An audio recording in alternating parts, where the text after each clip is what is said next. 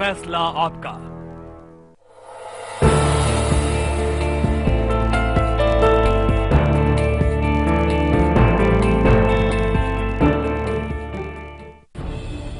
खबरों को देखने का हर किसी का अपना नजरिया होता है।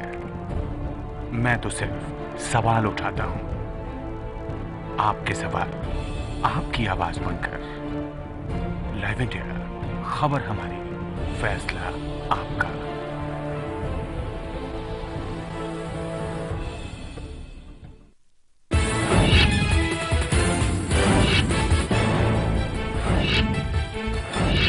तबाही का जायजा लेने चेन्नई पहुंचे पीएम मोदी। 1000 करोड़ की मदद का ऐलान। अब तक 269 की मौत, 5000 लोगों को बचाया गया।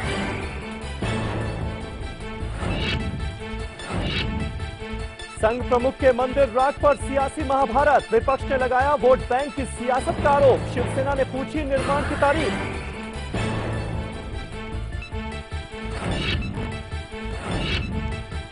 शैलजा पर गलत बयानी को लेकर झुकी मोदी सरकार। मंत्री ने राज्यसभा में मांगी माफी तो बनी बात।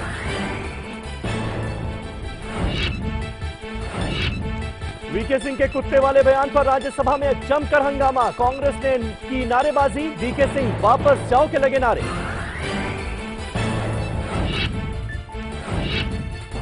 जन लोकपाल बिल पर अन्ना हजारे से मिले प्रशांत भूषण। बिल की बताई कमियां। दिल्ली सरकार ने अन्ना के सुझावों को दी मंजूरी।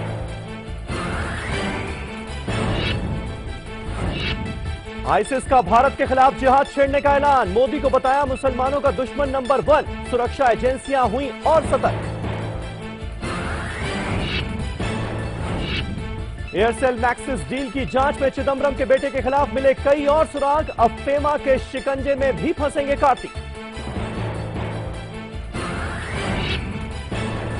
और सहवाग धोनी के रिश्तों की तल्खी हुई उजागर। सम्मान समारोह में सहवाग ने सभी कप्तानों को कहा शुक्रिया, लेकिन धोनी का नहीं लिया नाम।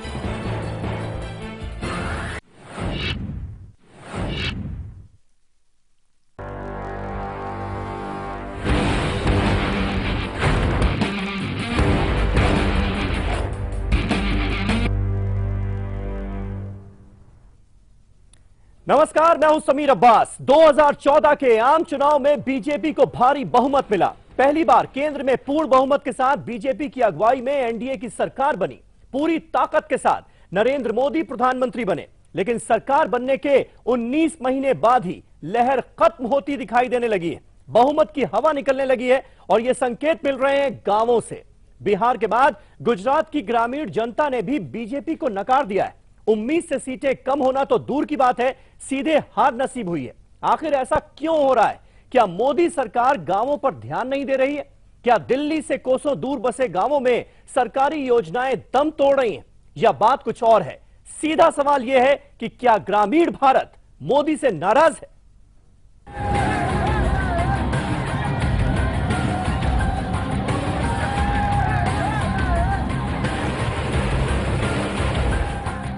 गुजरात का स्थानीय चुनाव के नतीजों के बाद बीजेपी और कांग्रेस दोनों खेमों में जश्न का आलम है।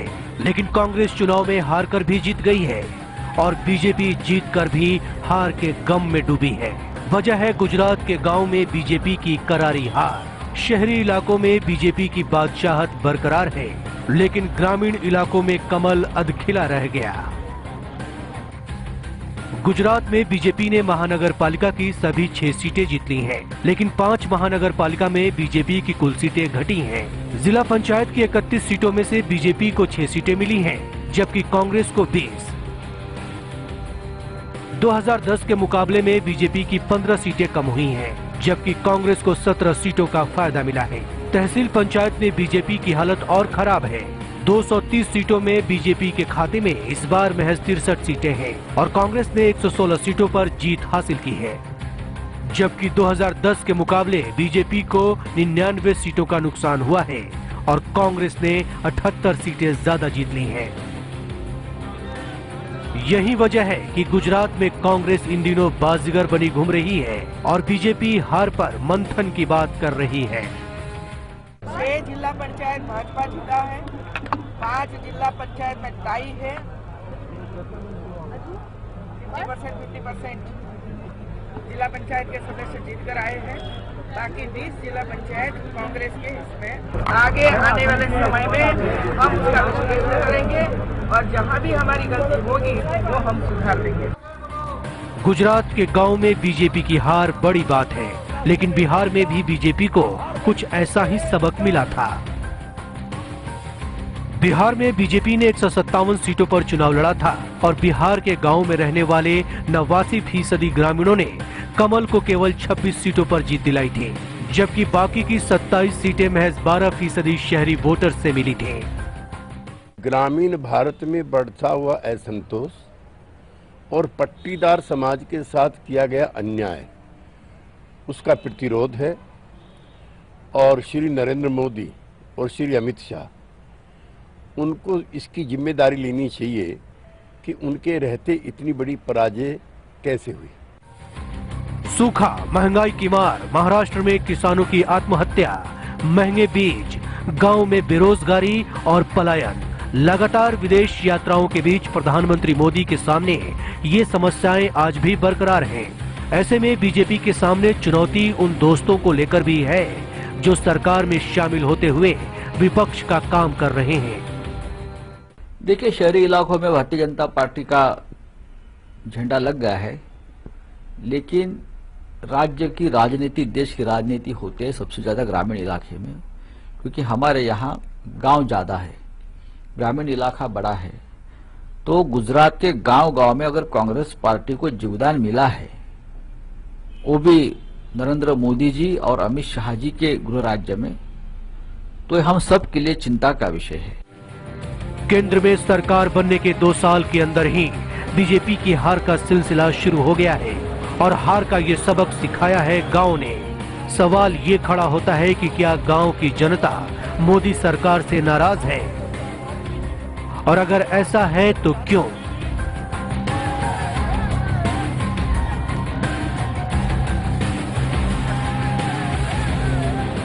सूरत से श्वेता सिंह के साथ दिल्ली से अजीत प्रताप सिंह, लाइव इंडिया दिल्ली। तो ये पूरी रिपोर्ट आपने देखी, मसला आपको समझ में आ गया होगा और आज का हमारा सीधा सवाल बहुत सीधा है। क्या ग्रामीण भारत नरेंद्र मोदी से नाराज है? ये है हमारा आज का सीधा सवाल, जिस पर हम करने जा रहे हैं अपने खास मेहमानों के साथ बड़ी बहस की शुरुआत, और इससे जुड़े कुछ और अहम सवाल आज हम इस बहस में उठाएंगे।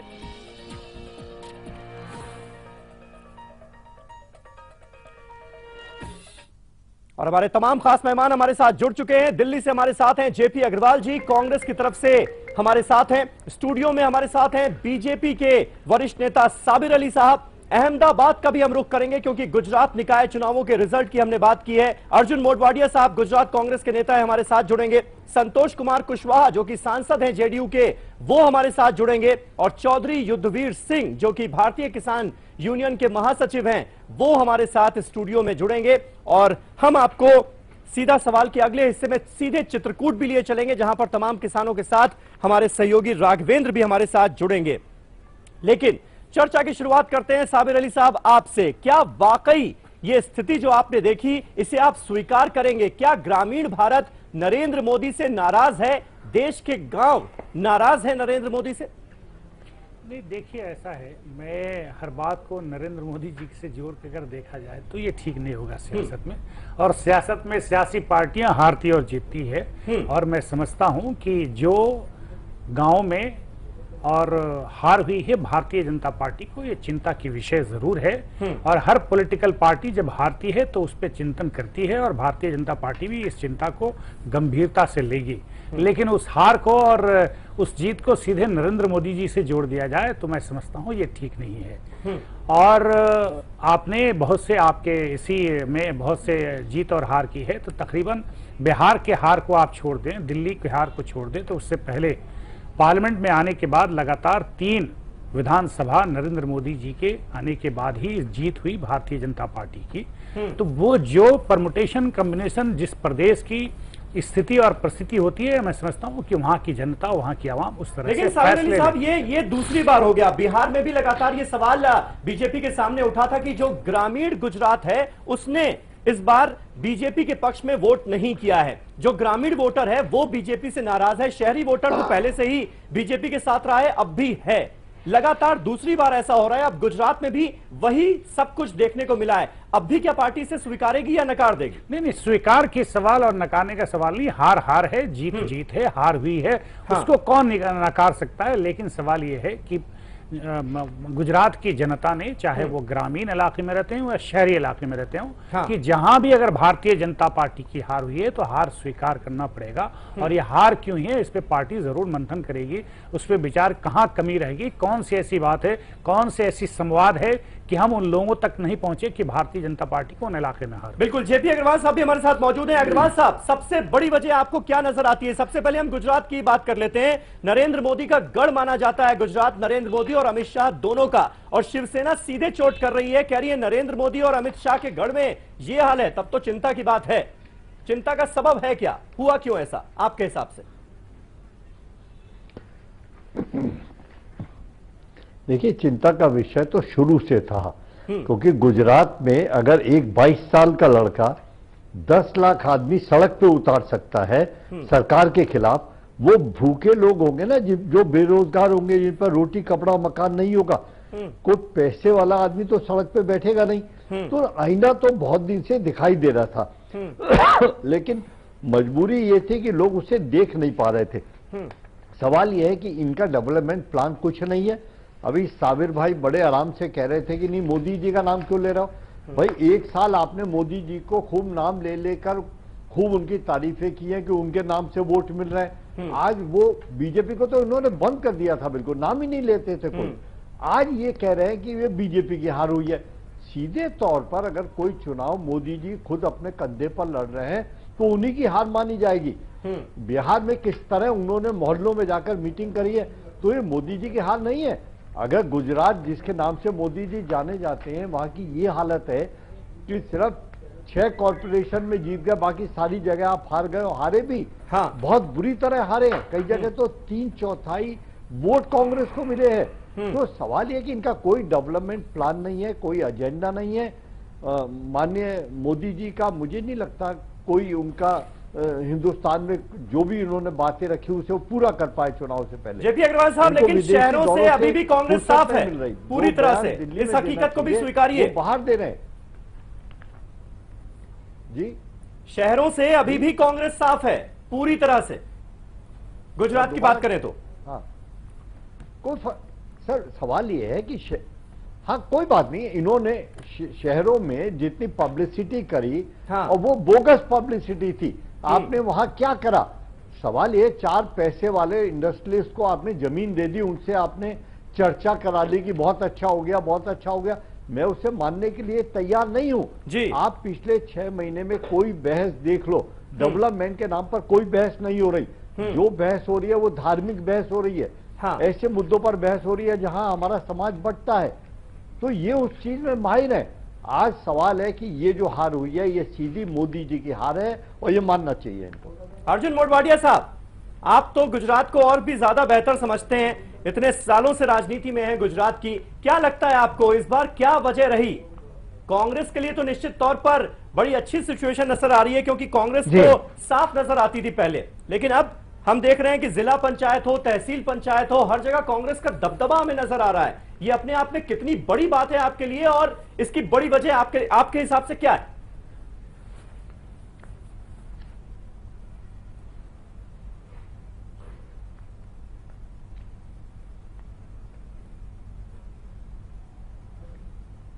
देखो, जो रूरल एरिया है, जिला परिषद और तालुका परिषद है जी, उसमें तो जनता ने सफाई अभियान सक्सेसफुली कैरी आउट करवा दिया, और उसमें 80% तालुका पंचायत और 80% जो जिला परिषद है वो कांग्रेस को मिली है।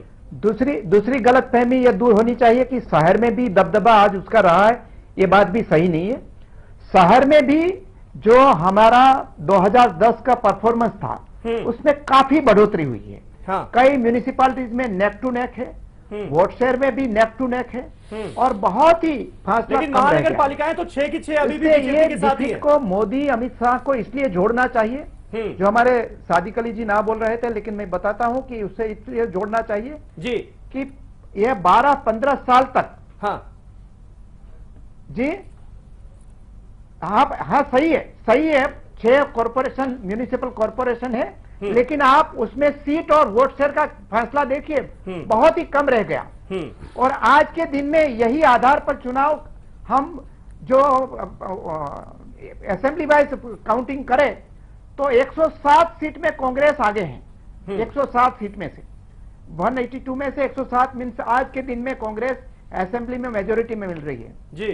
दूसरी बात मैं बताना चाहता था आपको, हाँ कि ये चुनाव को मोदी जी से क्यों जोड़ना चाहिए जी, क्योंकि मोदी जी ने ही गुजरात मॉडल का मार्केटिंग किया, देश में विदेश में 12 साल तक उसी मॉडल का डंडेरा पीटते रहे। और मोदी जी अमित शाह दोनों आज सुप्रीम पावर है देश के, जो भारतीय जनता पार्टी है उनके, और आनंदीबेन पटेल उनकी खास मानी जाती है, वो यहाँ के मुख्यमंत्री है। और यही तीनों के जो पेरेंट डिस्ट्रिक्ट है, उसका नेटिव डिस्ट्रिक्ट है महसाना जी, उसमें वाइप आउट हो गए।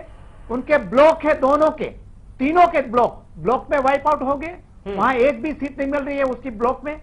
तो ये स्थिति आज आई, इतना गुस्सा लोगों को मोदी जी पर, अमित शाह पर, आनंदीबेन पटेल पर और भाजपा पर क्यों है।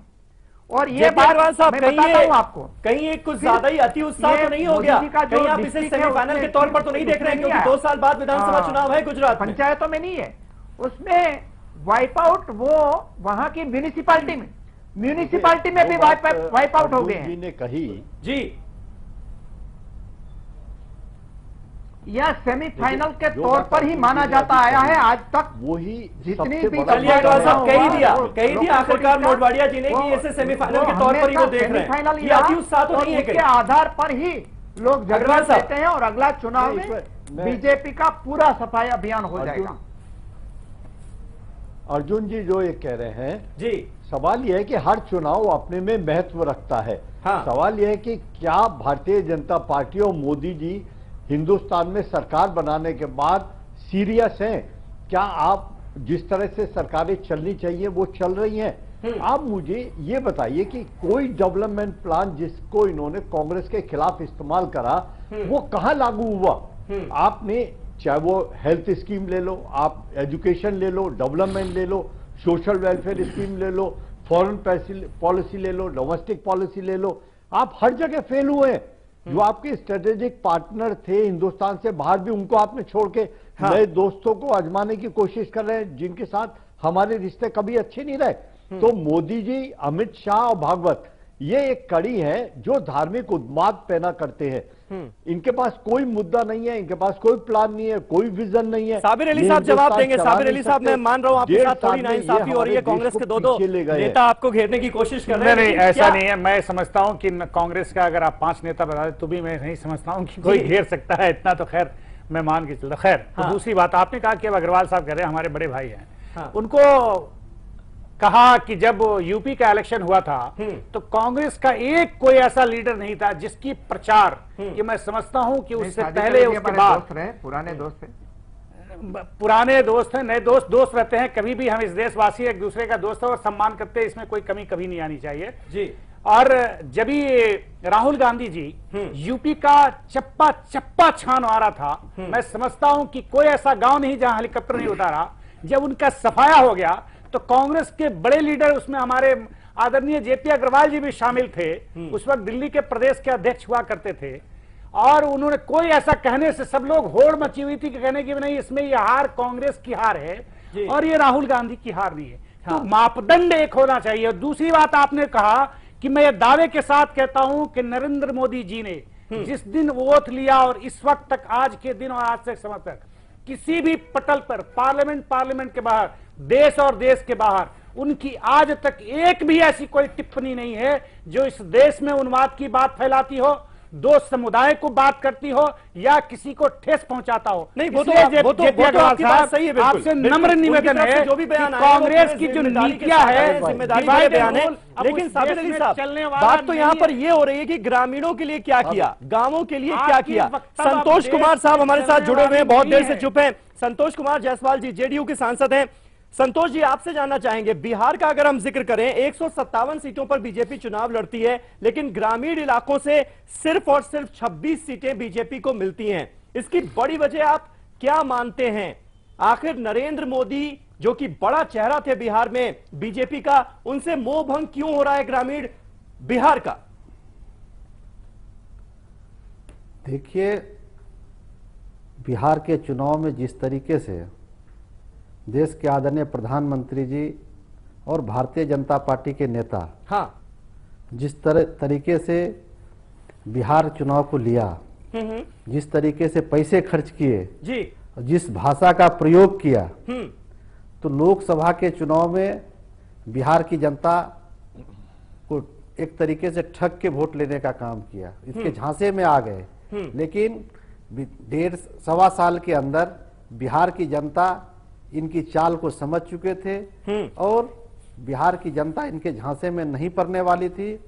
चाहे वो जिस तरीके से खर्च किए, जिस भाषा का प्रयोग किए, हमारे नेता आदरणीय नीतीश कुमार जी के बारे में जिस तरह के शब्दों का प्रयोग किया, आदरणीय नेता लालू प्रसाद यादव जी के बारे में जिस तरह का संतोष जी जो बयानबाजियां हुई वो तो एक अलग मुद्दा है, उस पर हम एक अलग से डिबेट कर लेंगे किसी दिन। लेकिन अभी ये बताइए कि जो ग्रामीण भारत है वो आखिर उसका मोह भंग क्यों हो रहा है? क्या नरेंद्र मोदी ने जिस तरह के वादे किए थे कि किसानों के लिए ये किया जाएगा, एग्रीकल्चर पॉलिसी में ये बदलाव किया जाएगा, एफसीआई में ये बदलाव किया जाएगा जो कि किसानों को मदद करेगा, महंगाई रोकने के लिए ये किया जाए, ये जो ग्रामीण भारत है क्या इन सब बातों से नाराज है? क्या वो सब वादे नहीं पूरे हुए इसलिए नाराजगी है क्या? बिल्कुल नाराजगी है। ग्रामीण क्षेत्रों में जो किसानों से वादे किए जी, उस क्षेत्र में कोई काम नहीं हुआ। हाँ। आज जो ग्रामीण क्षेत्रों में जो मजदूर हैं, हमारे गरीब लोग हैं जी, जो मनरेगा से जिसका जीविकोपार्जन चलता था उसको भी डिस्टर्ब करने का काम किया। आज ग्रामीण सड़कें बन रही थी प्रधानमंत्री सड़क योजना से, उसको भी बिहार में डिस्टर्ब करने का काम किया। और किसानों के लिए जो योजनाएं चुनाव से पहले घोषणा किया कि हमारी सरकार आएगी तो किसानी के क्षेत्र में हम लागत मूल्य से के समर्थन मूल्य से 1.5 गुना अधिक देंगे, तो किसी भी क्षेत्र में कोई काम किया नहीं, न किसान के लिए किया न नौजवान के लिए किया। तो बिहार की जनता इसके सभी बातों को अच्छी तरीके से समझ चुका था, इसलिए बिहार की जनता इनको नकारने का काम किया। और बिहार ही नहीं पूरे देश से भारतीय जनता पार्टी का आने वाले दिनों में सफाया होने जा रहा है। यह बिहार चुनाव प्रमाणित कर दिया है। साबिर अली साहब, क्या ये एक बड़ी चूक हुई है? ये आपको पता था कि 89% बिहार की जनता जो है वो गांवों में रहती है, फिर भी गांवों की तरफ जो ध्यान देना चाहिए था, ग्रामीणों की तरफ जो ध्यान दिया जाना चाहिए था, किसानों की तरफ जो ध्यान दिया जाना चाहिए था, वो नहीं दिया गया, जिसका नतीजा आपके सामने है। अब नहीं, मैं बिल्कुल इस तरह नहीं मानता हूँ। बिहार का इलेक्शन बहुत डिफरेंट मापदंड पर उसको देखना चाहिए। बिहार के इलेक्शन में अभी जितने संतोष जी हमारे छोटे भाई हैं, ये जो उनकी उपलब्धियां उनकी सरकार की और नीतीश जी के, लालू जी के गिना रहे हैं, बिहार की जनता जानती है। आपकी जीत हुई, आपको मुबारक हो।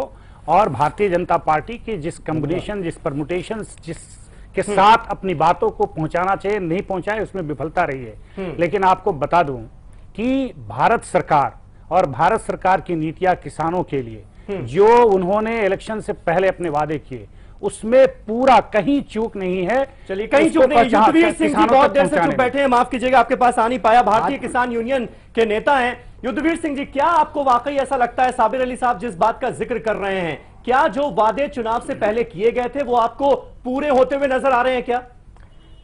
देखिए, साबिर अली साहब जो कह रहे हैं वो एक पार्टी को ये रिप्रेजेंट करते हैं और इनका जो जिस तरह इनको कहना चाहिए वही कह रहे हैं। लेकिन स्पष्ट है ये, अगर हम गलतफहमी में रहेंगे और समझेंगे नहीं हम कि हिंदुस्तान का वो 62% किसान जिसकी रोजी रोटी छोटे छोटे खेत के टुकड़ों पे निर्भर होती है, जिसको बहुत बड़े सबज बाग दिखाए गए थे चुनाव से पहले। अभी संतोष कुमार जी ने जिक्र किया, इलेक्शन मैनिफेस्टो में कहा गया था कि किसान को 50% मुनाफा जोड़ के कीमत तय की जाएगी। और सरकार बनने के 8 महीने के बाद ये सुप्रीम कोर्ट में एफिडेविट दाखिल करते हैं कि वो हम दे ही नहीं सकते हैं, 50% बढ़ा के दे ही नहीं सकते हैं, वो संभव ही नहीं है। या तो पहले आपको सोचना चाहिए था। आज इस देश में एवरेज में 10 किसान आत्महत्या हर रोज कर रहे हैं। आज इस देश में हर किसान परेशान है, चाहे वो उत्तर का है, दक्षिण का है, पूरब का है, पश्चिम का। उसके बारे में चर्चा देश में नहीं हो रही है। उसको जब तक नहीं समझेंगे, गलतफहमी में जीने से राजनीति नहीं चलती है जी। आदमी को धरातल पे आना पड़ेगा, किसान की पीड़ा को समझे भी कर कोई ये सोचे कि हम इस देश में राज कर लेंगे, वो गलतफहमी में रह रहे हैं। हमने प्रयास किया जी। हमने ये सरकार बनी, प्रधानमंत्री जी को हमने इस साल शुरू में चिट्ठी लिखी जनवरी के महीने में कि हिंदुस्तान का किसान अपनी पीड़ा आपके समक्ष रखना चाह रहा। कई दफे प्रधानमंत्री जी मन की बात करते हैं, मैंने कहा बहुत भले प्रधानमंत्री हैं, हम भी अपनी मन की बात सीधे जाके उनसे कहें जी। हम चिट्ठी लिख के 1.5 महीने पहले आपके मन की बात सुनी कि नहीं प्रधानमंत्री? 1.5 महीने पहले हमने एक पत्र लिखा। हाँ। और हम 50,000 लोग जंतर मंतर पे आए। हाँ। उन्होंने तो कोई रिप्लाई उसका आया नहीं। हमने कह दिया था कि 18 को हम आ रहे हैं, 18 तारीख, उससे पहले उसके बाद जो दिन आप निश्चित करोगे अपनी बात रखेंगे आपके सामने। 50,000 लोग आए। 18 मार्च से लेके 21 मार्च तक जंतर मंतर पे बैठे रहे, निरंतर वहां संदेश भेजते रहे कि किसान अपनी मन की बात कहना चाह रहे हैं। प्रधानमंत्री रेडियो पे तो मन की बात 21 मार्च को कह रहे हैं, लेकिन आपके मन की बात नहीं सुनी जो गई। किसान वहां बैठा इसका जवाब साबिर अली से लूंगा, लेकिन जेपी अग्रवाल जी इस वक्त आपके पास आऊंगा। क्या कांग्रेस कहीं इस खुशफहमी में तो नहीं है कि जो काम यूपीए सरकार ने किया वही देखिए अब मोदी सरकार भी कर रही है, इसलिए नरेंद्र मोदी भी 5 साल बाद वही हाल होगा जो यूपीए का हुआ? इस खुशफहमी में तो नहीं है कहीं आप? नहीं, मैं एक बात साफ कह दूं कि जो हमने अपने प्रोग्राम चालू किए थे, जो डेवलपमेंट प्लान गांव के और किसानों के बारे में था, उसे आज की सरकार छू भी नहीं पाई, बल्कि उसमें इन्होंने बजट में कटौती कर दी। जो जिस तरह गांव को जोड़ना था शहरों के साथ, गांव के अलग अलग डेवलपमेंट थे, सड़कें बननी थी, वहां बिजली जानी थी, वहां और सारी उद्योग लगने थे, वो बहुत दूर है। आप बात कहने से पूरी नहीं कर सकते आपको। लेकिन अग्रवाल साहब, जब आपकी रिजीम थी तब भी यही शिकायत करते थे किसान की उनकी नहीं सुनी जा रही है। करनी पड़ेगी। क्या बात। हम कमजोर नहीं पड़े। जहां सरकार के जो साधन थे उस साधन के रहते हुए जो भी प्लान हमारे पास था उसको हमने पूरा करा।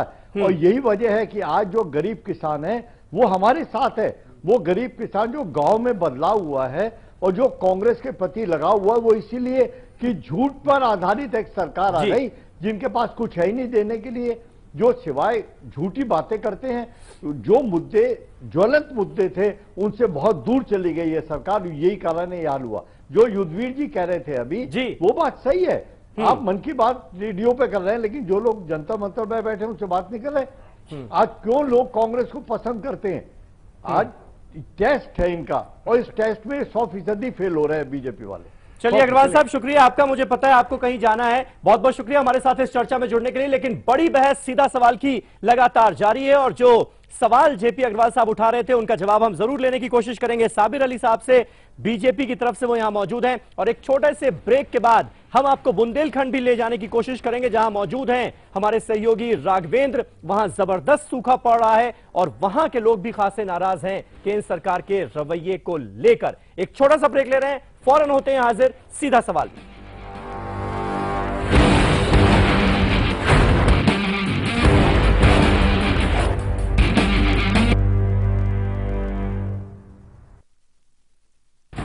यूपी में पुलिस की अंधेर गर्दी, थाने में आरोपी पर बरसाए कोड़े। यूपी में ये क्या हो रहा है? जवाब दो सरकार। देखिए रात 8:30 पर।